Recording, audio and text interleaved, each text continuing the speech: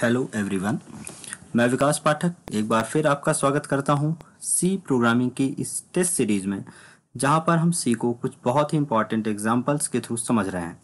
तो दोस्तों, आज का सेशन शुरू करते हैं और आज के सेशन में पहला क्वेश्चन ये आपके सामने रहा। इस प्रोग्राम में हमें बताना है इस प्रोग्राम का आउटपुट क्या होगा। लास्ट क्लास में ही हमने कुछ एग्जाम्पल डिस्कस किए थे जो कि फॉर और वाइल पर बेस्ड थे। तो आज भी हम लूपिंग को ही कंटिन्यू कर रहे हैं। तो जरा गौर से इस प्रोग्राम को देखिए और सोचिए आपका आउटपुट इनमें से क्या आ सकता है।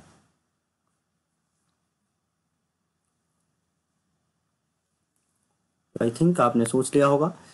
अब देखिए, यहाँ पर हमने इंट आई और जे की वैल्यू ली हुई है 2 और कंडीशन लगाई हुई है। कंडीशन के अंदर भी देखिए एक टर्नरी ऑपरेटर लगा हुआ है।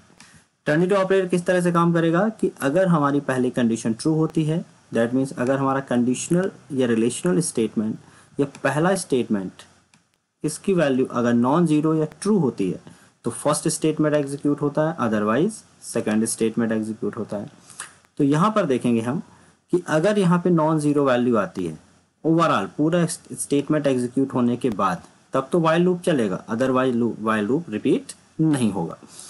तो यहाँ पर देख सकते हैं आई की वैल्यू क्या रखी हुई है, 2 रखी हुई है। तो यहाँ पे वैल्यू क्या जनरेट हो, i plus 1, that means 3 is a non zero value, so that's why this is assumed as true and the first block will be executed. और जब फर्स्ट ब्लॉक एग्जीक्यूट होगा तो यहाँ पर वैल्यू बनेगी minus minus I, that means I की value हो जाएगी 1। क्लियर। अब क्योंकि पहली वैल्यू एग्जीक्यूट हो रही, that means next statement execute नहीं होगा और वाइल को क्या मिला 1, दैट मीन्स ट्रू। अब क्योंकि ट्रू मिला तो यहाँ पर आई की वैल्यू प्रिंट होगी, जो कि क्या मिली मुझे 1। अगेन फिर से लूप की कंडीशन चेक की जाएगी और फिर यहाँ पर चेक करेगा 1 + 1 दैट इज ट्रू, 2 मिला और 2 is also a non zero value. अब नॉन जीरो वैल्यू है तो यहाँ पर मिलेगा मुझे माइनस माइनस आई। अब देखिएगा ध्यान से, पिछली बार मुझे 1 मिला था तो माइनस माइनस अगर मैं करूं तो उसकी वैल्यू हो जाएगी 0 और जैसे ही 0 होगी वाइल की कंडीशन हो जाएगी फॉल्स और लूप एग्जीक्यूट नहीं होगा। तो मुझे केवल एक आउटपुट मिलने वाला है, ऑप्शन नंबर ए 1। तो चलिए इसे हम करते हैं रन और फिर देखते हैं आउटपुट क्या आ रहा है।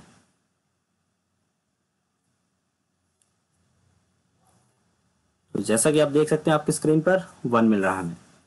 तो क्लियर है। Moving to the next question. अगला क्वेश्चन अगेन आपकी स्क्रीन पर ये रहा। अब आपको इसको ध्यान से पढ़ना है और आपको इसका आउटपुट निकालना है।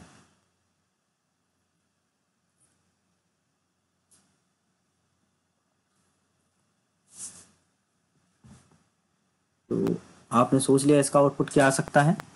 देखिए, इस प्रोग्राम में हमने for loop then continue statement का उपयोग किया है। कंटिन्यू किस तरह से काम करेगा पहले इसकी वर्किंग समझ लीजिए। अगर कंटिन्यू स्टेटमेंट चलता है तो कंटिन्यू के बाद लिखा गया पार्ट एग्जीक्यूट नहीं होता है, दैट मीन्स नीचे का जो पार्ट है एंड ये एग्जीक्यूट नहीं होगा अगर कंटिन्यू चलेगा। अब क्योंकि कंटिन्यू के लिए कोई कंडीशन स्पेसिफाइड नहीं है तो दैट मीन्स कंटिन्यू तो एग्जीक्यूट होना ही है। अब कंटिन्यू कब एग्जीक्यूट होगा, जब जब हमारा लूप एग्जीक्यूट होगा। तो सबसे पहले अब देखते हैं लूप की कंडीशन क्या बन रही है। तो ऊपर देखिएगा दोस्तों, यहाँ पर इंटीजर x = 011 लिया है और किसी भी संख्या के आगे अगर 0 लगा हुआ है सी में, that means this value will be assumed as octal value. तो ये जो वैल्यू है ऑक्टल हो गई, ठीक है। दैट मीन्स ये डेसिमल नंबर सिस्टम का 11 नहीं है बल्कि ऑक्टल में कोई वैल्यू होगी। और आपको पता है कि ऑक्टल की वैल्यू कहाँ से की रेंज क्या होती है, 0 से लेकर 7 तक। 7 के बाद 8 और 9 नहीं आता है, ठीक है। सीधे क्या होगा, 7 के बाद 10, 11, 12, दैट मीन्स इसी तरह से आगे बढ़ेगा 17 तक जाएगा, देन 17 के बाद फिर से 20, 21, 22, इस तरह से वैल्यू रिपीट होगी। तो यहाँ पर एक्चुअली ये जो वैल्यू लिखी हुई है 11 है, लेकिन डेसिमल्स के अगर हिसाब से उसको कन्वर्ट करके हम देखें तो ये value will be similar to 9। Decimal में ये वैल्यू 9 के सिमिलर होगी। आप उसे कैलकुलेट करके भी निकाल सकते हैं। तो अब यहाँ कंडीशन देखिएगा, i = 0 से शुरू हुआ, i less than x that means i less than 9 and then i += 3। तो i में जो इंक्रीमेंट है +3 का होगा। तो फर्स्ट टाइम i की वैल्यू, क्योंकि हमारे पास i की वैल्यू 0 है जो कि 9 से छोटी है, फर्स्ट टाइम चला स्टार्ट, देन i +1 हुआ तो i की वैल्यू हो जाएगी 3, then again 3 less than 9, so then again start will be printed, then i की वैल्यू हो जाएगी 6, then 6 again less than 9, so again print होगा स्टार्ट, तो 3 बार प्रिंट हुआ, देन 6 + 3 जब होगा तो ये हो जाएगा 9, and now 9 is not less than 9, तो अगली बार ये एग्जीक्यूट नहीं होगा। तो स्टार्ट तो 3 बार चलेगा, लेकिन क्योंकि कंटिन्यू लगा हुआ है इसलिए नीचे का प्रिंटफ एग्जीक्यूट नहीं होगा, सिर्फ हमें 3 बार स्क्रीन पर स्टार्ट प्रिंट होने वाला है।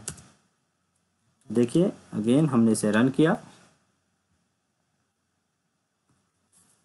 तो आप देख सकते हैं स्टार्ट स्टार्ट स्टार्ट, 3 बार स्टार्ट मिला हुआ है। Moving to the next question. Again इस प्रोग्राम को ध्यान से देखिए और आप बताएंगे आई और जे की वैल्यू क्या हो सकती है।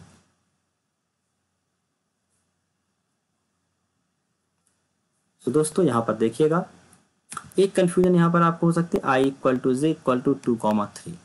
यहाँ पर दिमाग में ये मत आने दीजिएगा कि आई और जे में इक्वली 2 और 3 अलग अलग असाइन हुआ है। तो यहाँ पर i equal to j equal to 2, that में दोनों में ही 2 असाइन हुआ है और ये 3 किसी भी स्टेटमेंट में असाइन नहीं हुआ है। तो it is just return for confusing you. अब यहाँ पर देखिए, while plus plus I and J plus plus, जब भी कोई भी दो एक्सप्रेशन एंड ऑपरेटर से कंबाइन होते हैं तो सबसे पहले एंड हमें पहले एक्सप्रेशन को चेक कराना होता है एंड में हमें, और अगर पहली एक्सप्रेशन ट्रू आती है तो ही नेक्स्ट एक्सप्रेशन को चेक किया जाता है। अगर दोनों एक्सप्रेशन ट्रू होंगी तो वाइल की कंडीशन ट्रू हो जाएगी और हमारा लूप एग्जीक्यूट होगा।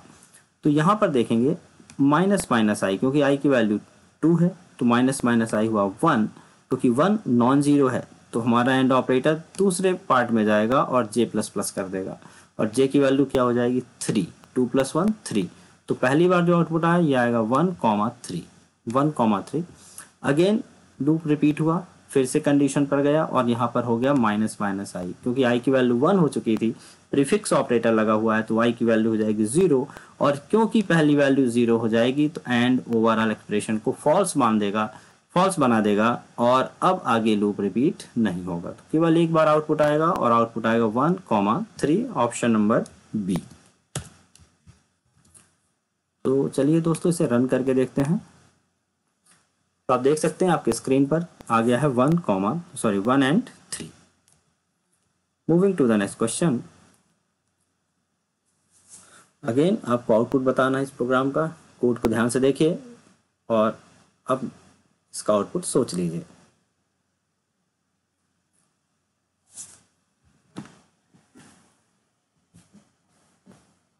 तो चलिए दोस्तों इसका आउटपुट हम डिस्कस कर रहे हैं आपसे।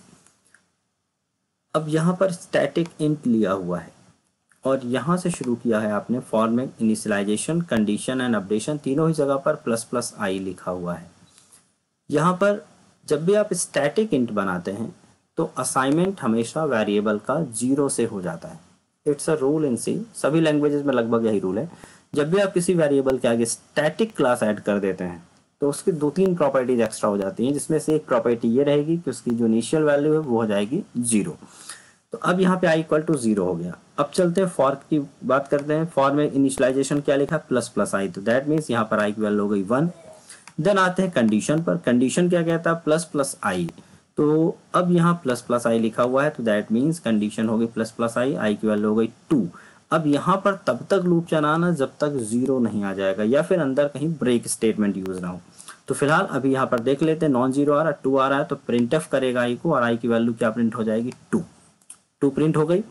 कंडीशन चेक कर रहा है कि अगर आई की वैल्यू 4 हो गई है तो लूप को ब्रेक करना है, तो अभी तो नहीं हुई है 4, that means again loop repeat होगा और फिर होगा हमारा अपडेशन प्लस प्लस आई, तो आई की वैल्यू हो जाएगी 3 होने के बाद फिर कंडीशन पे जाएगा, कंडीशन को चेक करेगा प्लस प्लस आई, कंडीशन की वैल्यू आई की वैल्यू हो जाएगी 4, तो अगेन यहाँ पे प्रिंट होगा 4, और क्योंकि अब आई की वैल्यू हो गई 4 तो हमारा लूप हो जाएगा ब्रेक, दैट मीन्स आगे लूप रिपीट नहीं होगा। तो आंसर विल बी, तो यहाँ पर जो आंसर हमें मिल रहा है वो क्या मिलने वाला, 2 and 4। So let's check it, इसे भी एक बार हम रन करके देख लेते हैं और हमने इसे किया run,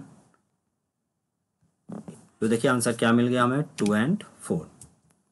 moving to the next question.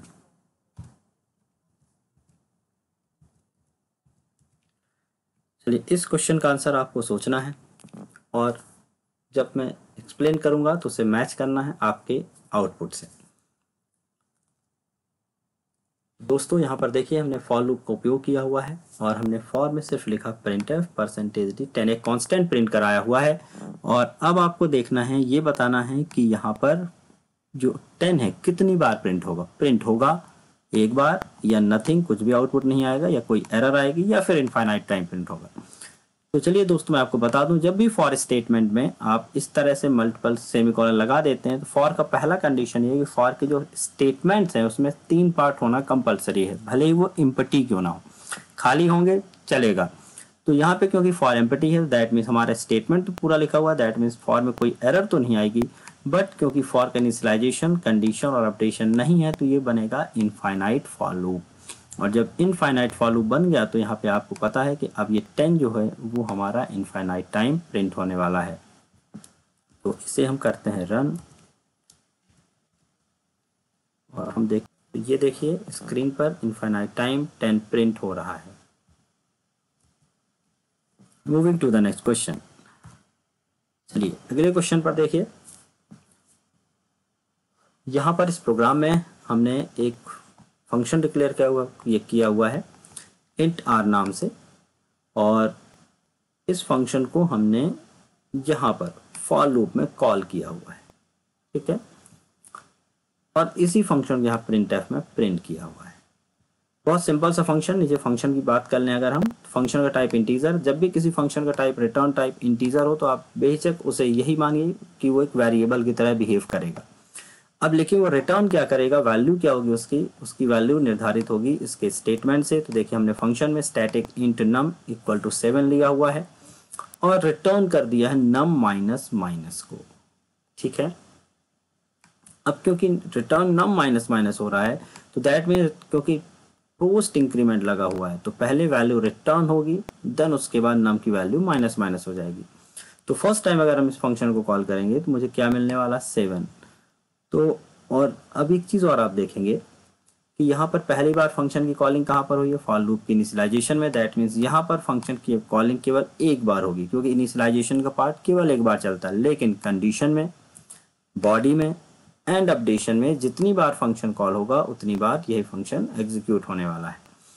Function के अंदर हमने स्टैटिक इंट लिया हुआ है तो इसका मतलब सिर्फ इतना सा है कि जब भी मल्टीपल टाइम फंक्शन कॉलिंग होगी तो हमारा जो वेरिएबल है पुरानी वैल्यू को होल्ड करके रखे, हर बार नया वेरिएबल क्रिएट ना हो, इसके लिए भी स्टैटिक का यूज किया जाता है। तो यहाँ पर स्टैटिक का वर्ड का मतलब ये है कि जितनी बार फंक्शन कॉलिंग होगी तो it will maintain the state of variable between multiple function call. तो जो पुरानी वैल्यू जहाँ पे खत्म होगी अगली बार वहीं से उस वैल्यू को अपडेट करेगा। तो चलिए अब हम करते हैं प्रोग्राम की बात। यहाँ पर इंटीजर आर को कॉल किया, दैट मीन्स यहाँ पे क्या रिटर्न होके मिला, मुझे रिटर्न में होके मिला 7। फिर अगेन यहाँ पे फंक्शन कॉल किया है, लेकिन अब यहाँ रखेंगे 7 के बाद उसकी वैल्यू हो गई थी 6।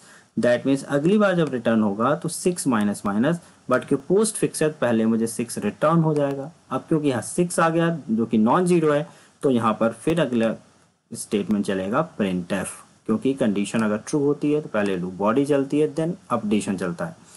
printf में अगेन अगर आप देखें तो यहाँ पे फंक्शन की कॉलिंग की गई है। अब यहाँ पे फंक्शन जब कॉलिंग हुआ तो हमें पता है यहाँ पे फंक्शन की वैल्यू 6 हो चुकी थी, 6 रिटर्न हुआ था। लेकिन एक्चुअली जब अगली बार जब हम जाएंगे तो फंक्शन की वैल्यू 6 रिटर्न होने के बाद 5 हो चुकी थी। किसकी वैल्यू, हमारे इस नम की वैल्यू। तो अगेन जब यहाँ पर आए हम तो यहाँ पर जो 5 हुआ था वो हो गया रिटर्न और नम की वैल्यू हो गई 4, बट रिटर्न क्या हुआ 5। तो पहली वैल्यू यहाँ पे क्या रिटर्न हुई 5। अब यहाँ पे अपडेशन पे फिर से फंक्शन की कॉलिंग की गई है। अब यहाँ पर 5 के बाद हमारे फंक्शन की वैल्यू क्या हो चुकी थी, 4 हो चुकी थी। अब उस 4 को ध्यान में रख के आप यहाँ पे इस कोड को ध्यान से देखेंगे, return num, that means again 4 return हुआ और उसके बाद नम की वैल्यू हो जाएगी 3। तो यहाँ पर रिटर्न हुआ 4। फिर आगे बढ़े हम, कंडीशन पे जाएगा, फिर अगेन कॉलिंग हुई है तो 3 हो गई थी वैल्यू, तो यहाँ रिटर्न हुई 3 और 3 करके आया 2। फिर अगली बार जब यहाँ पे कॉल हुआ तो वही 2 रिटर्न हुआ और 2 प्रिंट हो गया यहाँ पर, तो 5। और अगली बार क्या प्रिंट हुआ 2 होने के बाद वैल्यू हो गई होगी 1। और जब यहाँ पे फंक्शन कॉलिंग हुई होगी तो 1 रिटर्न हुआ होगा और वैल्यू हो गई होगी 0। और जब यहाँ पर कंडीशन चेक किया उसने अगेन तो वैल्यू यहाँ पर मिली 0 और बाद में हो गई -1। अब क्योंकि कंडीशन पे मिल गया 0 तो फंक्शन अगली बार, हमारा जो लूप है अगली बार रिपीट नहीं होगा। तो लूप केवल दो बार रिपीट हुआ। फर्स्ट टाइम मिलेगा मुझे 5 एंड नेक्स्ट टाइम मिलने वाला है, नेक्स्ट टाइम मिलेगा हमें 2। So let's execute this programme.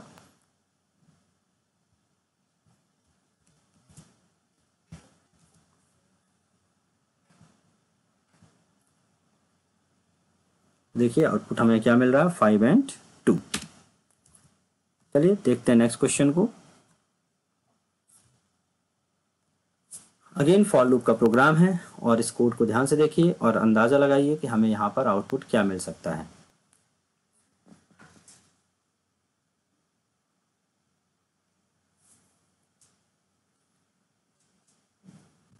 तो चलिए दोस्तों इसको भी डिस्कस करते हैं। यहाँ पर इंटीजर आई लिया हुआ है और हमने जब लूप चलाया तो आई इक्वल टू, देखिए इनिशियलाइज कहाँ से किया, 0 से, i less than equal to 5 and i plus plus लिखा हुआ है। तो 0 से लेकर 5 तक चलाना, अप टू 5, मतलब जब वैल्यू 6 होगी तब हमारा लूप एंड होगा, अदरवाइज 5th तक चलता रहेगा until the i value of i get equals to 5, तब तक हमारा लूप रिपीट होगा। अब ये देखना है क्या तब तक हमारा आई प्रिंट भी होगा। अगर हाँ प्रिंट होता है तो वैल्यू क्या मिल सकती है मुझे, 0 से लेकर 5, मतलब ऑप्शन नंबर ए। लेकिन यहाँ ध्यान से देखिएगा फॉर के बाद सेमी कॉलन लगा हुआ है।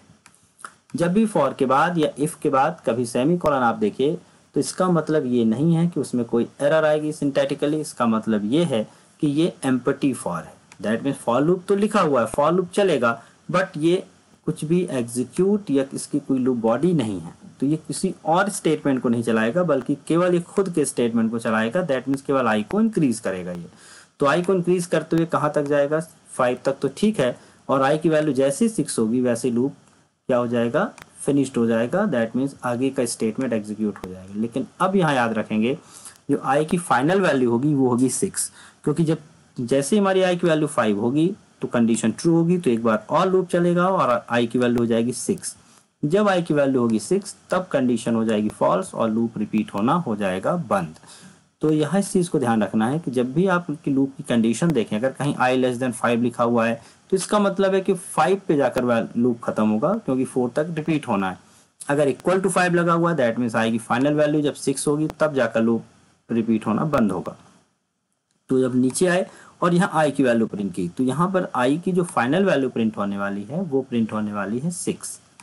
ठीक है, क्या प्रिंट होने वाली है 6। तो केवल एक वैल्यू हमें मिलने वाली है, बार बार वैल्यू रिपीट नहीं होगी, क्योंकि हमारा लूप यहाँ पे टर्मिनेट हो चुका है और एम्प्टी लूप है।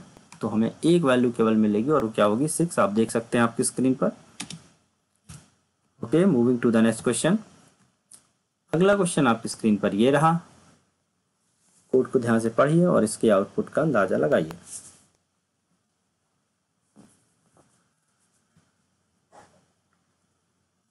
दोस्तों आप यहाँ पर देख सकते हैं हमने इस बार यूज किया do while statement. That means do से शुरू है और वाइल पे कंडीशन लास्ट में लिखी गई है। आपको एक चीज क्लियर हो गई होगी, लास्ट क्लास में भी हमने कराई थी कि अगर हम डू वाइल लूप स्टेटमेंट का उपयोग कर रहे हैं तो किसी भी कंडीशन पर पहली बार स्टेटमेंट एग्जीक्यूट होना ही है, क्योंकि कंडीशन अगर गलत है तब भी एक बार तो स्टेटमेंट चलना ही है, क्योंकि कंडीशन बाद में इवेल्युएट की जाएगी। तो यहाँ पर देखें इंट आई इक्वल टू 40 लिखा हुआ है और यहाँ एक्सटर्न इंट आई लिखा हुआ है। देखिए यहाँ पर एक्सटर्न फॉर एक्सटर्नल डिक्लेरेशन, अगर किसी वेरिएबल को जो ऑलरेडी डिक्लेयर्ड है केवल इसी को डिनोट करना है कि I am again using the similar variable, उसी वेरिएबल की हम बात कर रहे हैं, तो आप केवल एक्सटर्न इंट लिख के उसे छोड़ सकते हैं। तो अभी ख्याल इस सिनारियो में एक्सटर्न इंट का कोई मतलब खास नहीं है, क्योंकि जब एक्सटर्नल वेरिएबल या किसी हेडर फाइल के वेरिएबल होते हैं, किसी हम दूसरी फाइल में वेरिएबल बना के रखते हैं और उन्हें जब अपनी फाइल में यूज करना चाहते हैं तब बात आती है एक्सटर्न की। बट अभी केवल ये कंफ्यूज करने के लिए लिखा हुआ है। आगे बढ़ते हैं तो आई की हमारी जो फाइनल वैल्यू है वो क्या हमारे पास 40 है। चलिए हम शुरू करते हैं। डू प्रिंट किया मैंने आई प्लस प्लस। अब यहाँ ध्यान दीजिएगा पोस्ट फिक्स लिखा हुआ है, तो वैल्यू तो करंट प्रिंट होगी, वैल्यू होगी 40 प्रिंट और नेक्स्ट टाइम के लिए आई की जो वैल्यू है वो हो जाएगी 41। ठीक है, बट प्रिंट क्या हुई यहाँ पर 40। अब आते हैं कंडीशन पर। कंडीशन ध्यान से देखिएगा, कंडीशन पर बहुत सारी वैल्यू लिखी हुई है कॉमा सेपरेटेड। और मैंने पिछली कुछ क्लासेस से पहले आपको, पिछली क्लासेस या 2-3 क्लासेस पहले मैंने आपको एक चीज़ बताई थी कंडीशन के टाइम पर कि जब भी कॉमा सेपरेटेड मल्टीपल कंडीशन हो या मल्टीपल वैल्यू हो तो हमें इवेल्युएट करनी है केवल आखिरी वैल्यू को। तो और लास्ट में क्या मिल गया मुझे 0, तो वाइल को मिलेगा 0 और 0 मीन्स कंडीशन हो गई फॉल्स, तो अगली बार लूप रिपीट नहीं होगा। तो मुझे केवल एक वैल्यू मिलने वाली है और वो क्या होगी 40। तो चलिए इसे हम चेक कर लेते हैं रन करके। तो आप देख सकते हैं स्क्रीन पर क्या मिल रहा है, 40 मिल रहा है। नेक्स्ट क्वेश्चन देखते हैं। चलिए अगले क्वेश्चन पर देखिए, यहाँ पर इंटीजर x 1 2 3 लिखा हुआ है, then integer x equal to, और यहाँ पर इंटीजर x में ब्लॉक बनाकर लिखा हुआ है प्रिंटफ c एंड प्लस, और यहाँ पर ब्लॉक को बंद किया हुआ है और देन फॉर लूप लिखा हुआ है। कोड को जरा आप पहले 1 मिनट इत्मीनान से देख लीजिए, फिर हम इसे करते हैं एक्सप्लेन।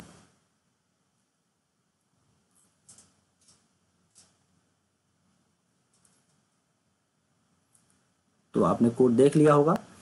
देखिए दोस्तों, जब भी आपने यहाँ पर integer i equal to curly bracket में आप कोई चीज़ लिखते हैं तो ये कंफ्यूज मत होइएगा कभी कि यहाँ पर कोई एक्सेप्शन या एरर आ सकती है। ये केवल एक ब्लॉक को इंडिकेट करता है। अब क्योंकि हमारा स्टेटमेंट ब्लॉक के अंदर लिखा हुआ है और ब्लॉक टर्मिनेट किया मैंने सेमी कॉलन से, इसलिए यहाँ पर इस प्रिंटफ को सेमी कॉलन से टर्मिनेट नहीं करने पर भी कोई एरर नहीं आएगी। ठीक है, तो यहाँ पर हमने इसको किसी भी सेमी कॉलन से टर्मिनेट नहीं किया क्योंकि हमने इसको ब्लॉक कंटेंट के अंदर टर्मिनेट, और मैंने ब्लॉक कंटेंट को टर्मिनेट कर दिया है। अब यहाँ पर देखते हैं कि यहाँ पर स्टेटमेंट आएगा क्या। देखिए जब भी प्रिंटफ चलेगा, क्योंकि एग्जीक्यूट होगा, प्रिंटफ चलने के बाद, प्रिंट होने के बाद जो भी प्रिंटफ जनरेट करेगा या प्रिंटफ जो रिटर्न करेगा वो वैल्यू आएगी आई में। प्रिंटफ काम क्या करता है ये समझ लीजिएगा। प्रिंटफ का काम होता है वैल्यू को प्रिंट करना और जितने भी कैरेक्टर स्क्रीन पर प्रिंट हुए हों उनकी संख्या, उनकी नंबर रिटर्न करना। ठीक है, तो अब हम देखते हैं कि यहाँ पे प्रिंट क्या होगा। देखिए यहाँ सी लिखा हुआ है, देन प्लस प्लस लिखा हुआ है। तो यहाँ पर क्योंकि बीच में कोई कॉमा नहीं लगा है, और जब भी मल्टीपल स्ट्रिंग प्रिंट कराई जाती है प्रिंटफ में विदाउट यूजिंग कॉमा, तो सारी की सारी प्रिंट हो जाती हैं। तो प्रिंट हो जाएगा सी प्लस प्लस, पहला आउटपुट क्या मिलने वाला, सी प्लस प्लस। अब यहाँ पे क्योंकि सी एक कैरेक्टर, देन ये प्लस दूसरा कैरेक्टर और ये प्लस तीसरा कैरेक्टर, 3 कैरेक्टर हो गए, तो आई की वैल्यू हो जाएगी 3। अब आते हैं नीचे, अब आई की वैल्यू 3 हो गई। x इक्वल टू शुरू किया मैंने कहा 0 से, पहले वाले x की वैल्यू हो गई ओवर राइट, इस 1 2 3 का कोई काम बचा नहीं। तो यहाँ पे x equal to 0 and x less than equal to i की वैल्यू क्या है हमारे पास 3 है, तो ये 3 तक चलेगा और x प्लस प्लस होता चला जाएगा। अब देख लेते हैं भाई x की वैल्यू क्या प्रिंट होगी, तो 0 1 2 एंड 3। तो मुझे 2 वैल्यू मिली, एक तो मिली c plus plus and then 0 से लेकर 3 तक। चलिए इसे हम करते हैं रन, और ऑप्शन नंबर हमारा बी होना चाहिए इसमें से सही। इसे हम कर रहे हैं रन,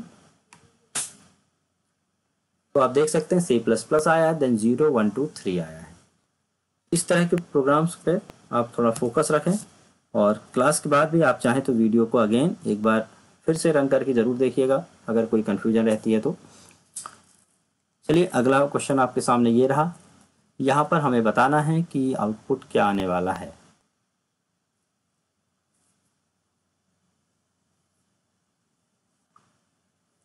तो फ्रेंड्स आपने सोच लिया होगा, यहाँ पर हमने वाइल लूप लगाया हुआ है, और क्योंकि वाइल के अंदर हम केवल एक स्टेटमेंट एज्यूम करके चल रहे हैं इसलिए वाइल में कोई कर्ली ब्रैकेट नहीं लगाया। हमें ये देखना कंडीशन वाइल की ट्रू हो रही है फॉल्स हो रही है। दोस्तों जब भी किसी कैरेक्टर के बीच रिलेशनल ऑपरेटर लगता है या अर्थमेटिकल ऑपरेटर लगते हैं, प्लस माइनस होते हैं, तो इनडायरेक्टली कंपाइलर उनकी आस्की वैल्यू को उठा लेता है। तो यहाँ पर देखिए ए की आस्की वैल्यू 97 है और बी की आस्की वैल्यू हो जाएगी 98। तो यहाँ पर 97 लेस देन 98 कंडीशन हो गई ट्रू। ठीक है, 97 ऑलरेडी लेस देन 98, तो यहाँ पर कंडीशन हो जाएगी ट्रू और कंडीशन हो जाएगी ट्रू। तो क्या प्रिंट हुआ, हेलो फ्रेंड्स। फिर इसको प्रिंट करने के बाद अगेन कंडीशन चेक करेगा, तो यहाँ पर देखिए कांस्टेंट लिखा हुआ है, इसकी वैल्यू कभी चेंज होगी नहीं, तो ऑलवेज कंडीशन क्या बनेगी 97 लेस देन 98। तो फिर से हेलो फ्रेंड प्रिंट हो जाएगा, फिर अगेन यही चीज चलता रहेगा। तो ये हमें जनरेट करने वाला है इनफाइनाइट आउटपुट, किसका, हेलो फ्रेंड का। तो इसे हम रन करके देख लें जरा।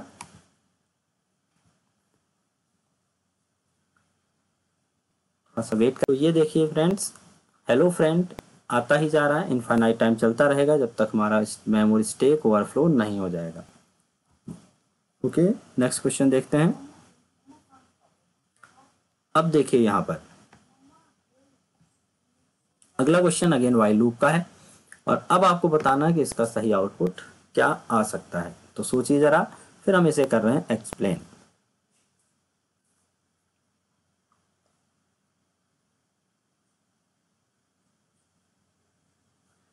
तो देखिए दोस्तों, यहाँ पर इंटीजर आई बनाया हुआ है और वाइल में कंडीशन लिखी हुई है आई इक्वल टू 10। अब ये बताने की ज़रूरत मुझे नहीं होगी क्योंकि आप समझ गए होंगे कि इक्वल टू लिखा हुआ है, ना कि double equal to. That mean यहाँ पे कंपैरिजन की कोई बात हो नहीं रही। यहाँ पर आई की वैल्यू फिक्स्ड असाइन हो गई, कांस्टेंट असाइन हो गई है आई पे क्या 10।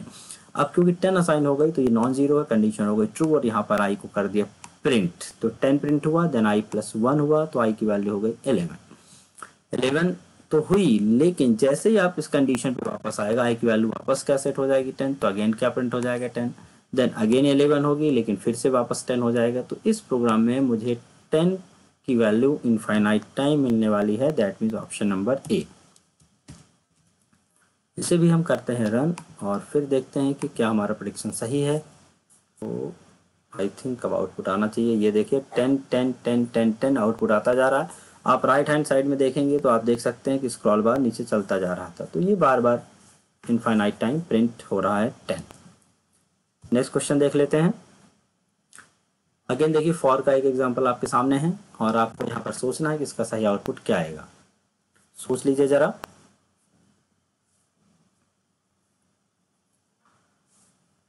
तो देखिए दोस्तों, यहाँ पर हमने इंटीजर आई इक्वल टू 10 लिखा हुआ है और अभी हमने फॉर का एक स्टेटमेंट चर्चा किया था आपसे कि फॉर में तीन ब्लॉक होना जरूरी है, तीन आपके पास पैरामीटर होना जरूरी है, भले वो एम्पटी क्यों ना हो। तो फॉर सिंथेटिकली सही है। अब हम देख लेते हैं यहाँ पे इनिशियलाइजेशन वाला part empty, but initialization already हो चुका है आई इक्वल टू 0, तो यहाँ पर आई इक्वल टू 0 मान के चलना है। अब यहाँ पे लिखा आई, दैट मीन्स कंडीशन पे हमें आई की वैल्यू करनी है चेक, जो कि क्या है ऑलरेडी 0।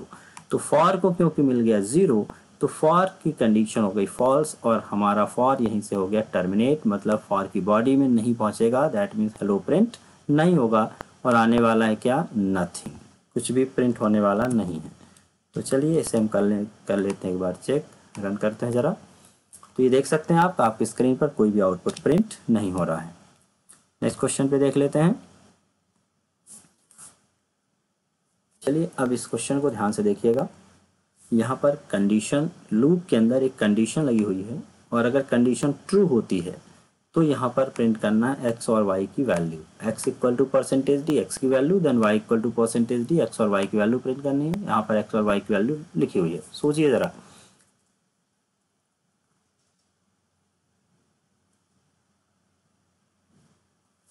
तो देखिए दोस्तों, यहाँ पर x इक्वल टू 10 लिखा, हमने शुरू किया, इनिशियलाइज किया, and y equal to 100 mod 90। Mod operator का काम सभी को पता है कि मॉड ऑपरेटर रिमाइंडर निकाल कर y में असाइन कर देगा।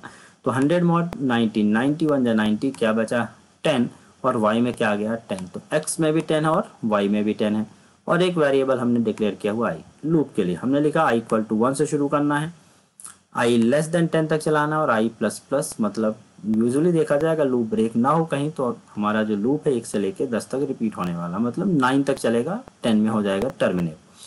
अब हम बात करते हैं आगे। आगे हमने लिखा हुआ है कि if x not equal to y, अगर x और y बराबर नहीं है तो x और y की वैल्यू प्रिंट करो। लेकिन यहाँ पर अगेन देखिएगा क्या लगा हुआ, सेमी कॉलन। सेमी कॉलन लगाने का मतलब ये हुआ कि ये जो वैल्यू है, ये जो एक्सप्रेशन है, ये हमारा एक्सप्रेशन इस कंडीशन के बाहर आ गया।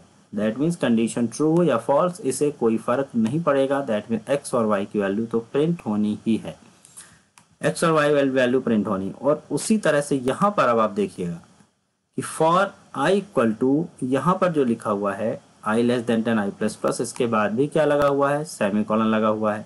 तो अब क्योंकि ये फॉर रिपीट तो होगा, लेकिन this part is not the part of, not the body of for loop. तो ये करली ब्रैकेट तो लिखा हुआ है, बट ये करली ब्रैकेट ये मत समझिएगा कि अब ये फॉर का पार्ट है, क्योंकि फॉर तो ऑलरेडी टर्मिनेट हो चुका है। तो यहाँ पर फॉर चला, एम्पटी चला, फॉर कुछ भी नहीं करेगा, और जैसे ही फॉर खत्म होगा उसके बाद ये स्टेटमेंट चलेगा। दैट मीन्स केवल एक बार चलेगा, और यहाँ भी क्योंकि सेमी कॉलन लगा हुआ है तो इस कंडीशन का कोई फर्क नहीं पड़ेगा, और हमें फाइनली वैल्यू एक्स और वाई की मिलेगी जो कि 10 और 10 होगी। तो इसे हम करते हैं रन और इसे करते हैं प्रूफ कि क्या हमारा प्रेडिक्शन बिल्कुल सही जा रहा है। हमने इसे किया रन,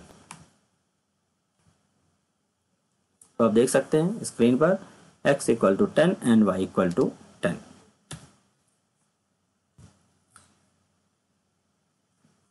नेक्स्ट एग्जांपल फिर से फॉर का आ रहा है। मैंने इस तरह का एग्जांपल अभी थोड़ी देर पहले हमने ऊपर देखा था आई के साथ, जिसमें प्री इंक्रीमेंट ऑपरेटर यूज किया था, और यहाँ पर हम पोस्ट इंक्रीमेंट ऑपरेटर का यूज करके वैल्यू को प्रेडिक्ट कर रहे हैं। तो शुरू करिए दोस्तों। यहाँ पर देखिए x की वैल्यू हमने लिया है 10, और फिर यहाँ इनिशियलाइजेशन में x माइनस माइनस है, कंडीशन में भी x माइनस माइनस है, और अपडेशन में भी x माइनस माइनस है, लेकिन प्रिंट में माइनस माइनस x लिखा हुआ है। एक चीज़ दिमाग में हमेशा लेके चलिएगा, जब भी पोस्ट फिक्स एक्सप्रेशन यूज हो रही है तो उस सिचुएशन पे, उस स्टेटमेंट पे, उस जगह पर आपको उसकी पुरानी वैल्यू टेक करनी है, लेनी है, और उसके बाद उसकी वैल्यू को अपडेट करना है, क्योंकि हम एग्जीक्यूट कर रहे हैं प्रोग्राम को। तो हमें ये समझ में आना चाहिए कि यहाँ पर हमें जो x की वैल्यू फॉर को मिलेगी वो क्या मिलेगी 10, और 10 मिलने के बाद वो x की वैल्यू हो जाएगी 9 नेक्स्ट टाइम के लिए। जब यहाँ पर x की वैल्यू आई तो यहाँ पे क्योंकि अपडेट हो चुकी है तो मुझे मिला 9, तो कंडीशन 9 पर चेक होगी, ना कि 8 पर। 9 कंडीशन के लिए मिला और हमारी x की वैल्यू हो गई 8। तो बट हमें कंडीशन किस पे चेक हो रही 9 पर, तो 9 इज नॉन जीरो वैल्यू, तो नीचे आएगा यहाँ पर। अब यहाँ आते आते x की वैल्यू अपडेट होके 8 हो जाएगी। तो यहाँ पर देखिएगा परसेंटेज डी प्रिंट होगा तो माइनस माइनस एक्स, तो यहाँ पहले अपडेशन होगा देन x की वैल्यू प्रिंट होगी। तो यहाँ पर 8 से ये हो जाएगा 7, तो फर्स्ट वैल्यू हमें प्रिंट होने वाली 7 के बाद यहाँ पे हो जाएगा अपडेट x माइनस माइनस, ये हो जाएगी 6 के बाद यहाँ पर भी अपडेट होगा x माइनस माइनस 5, लेकिन यहाँ पर पहले 6 को एज्यूम करेगा और फिर उसके बाद उसे कर देगा 5, मतलब कंडीशन के लिए 6 रहेगा और कंडीशन के तुरंत बाद ये हो जाएगा 5। अब यहाँ पर आएगा तो 5 की माइनस माइनस वैल्यू प्रिंट करेगा, माइनस माइनस दैट मीन्स 5 का डिक्रीमेंट करेगा 1 से, तो यहाँ पर प्रिंट हो जाएगा 4, तो next value will be 4। Then again यहाँ पर जाएगा और उसको अपडेट करके कर देगा 3। यहाँ पर देखिएगा आप, तो यहाँ पे अपडेट करके वैल्यू 2 होने वाली है, बट यहाँ पर कंडीशन को 3 मिलने वाली है, तो 3 को ध्यान में रखकर आगे बढ़ेगा, और यहाँ पे 3 लेने के बाद x की वैल्यू हो जाएगी यहाँ पर तुरंत 2। यहाँ पर प्रिंट करेगा, क्या प्रिंट करेगा, यहाँ पर देखिएगा 2 वैल्यू हो चुकी है, तो minus minus x that mean यहाँ पर डिक्रीमेंट होकर मिलेगा 1, तो 7 2 और अगली बार 7 4 और अगली बार क्या मिला मुझे 1 मिला। तो लास्ट वैल्यू फर्स्ट वैल्यू मिली थी 7, देन उसके बाद 4, देन क्या मिला मुझे 1, और 1 के बाद यहाँ पर x माइनस माइनस होकर वैल्यू हो गई 0। अब यहाँ फॉर में देखिएगा 0 माइनस माइनस होनी तो -1 चाहिए, लेकिन पहले x को एज्यूम करेगा जो कि क्या होगी 0, और उसके बाद x को करेगा माइनस, बट क्योंकि जैसे ही कंडीशन को x की वैल्यू 0 मिलेगी लूप चलना बंद हो जाएगा। तो फाइनल जो आंसर हमारा मिला वो है 7 4 एंड 1। तो इससे हम करते हैं चेक, एग्जीक्यूट करके हम देख लें जरा कि हमारा क्या प्रेडिक्शन सही है। 7 4 एंड 1 बिल्कुल सही चल रहा है। चलिए नेक्स्ट क्वेश्चन देखते हैं। तो आज के लिए इतना ही दोस्तों, आई होप आपने इस वीडियो को एंजॉय किया होगा। आप इस वीडियो के साथ बने रहें और कुछ नया सीखते रहें। मिलते हैं अगली क्लास में। Thank you.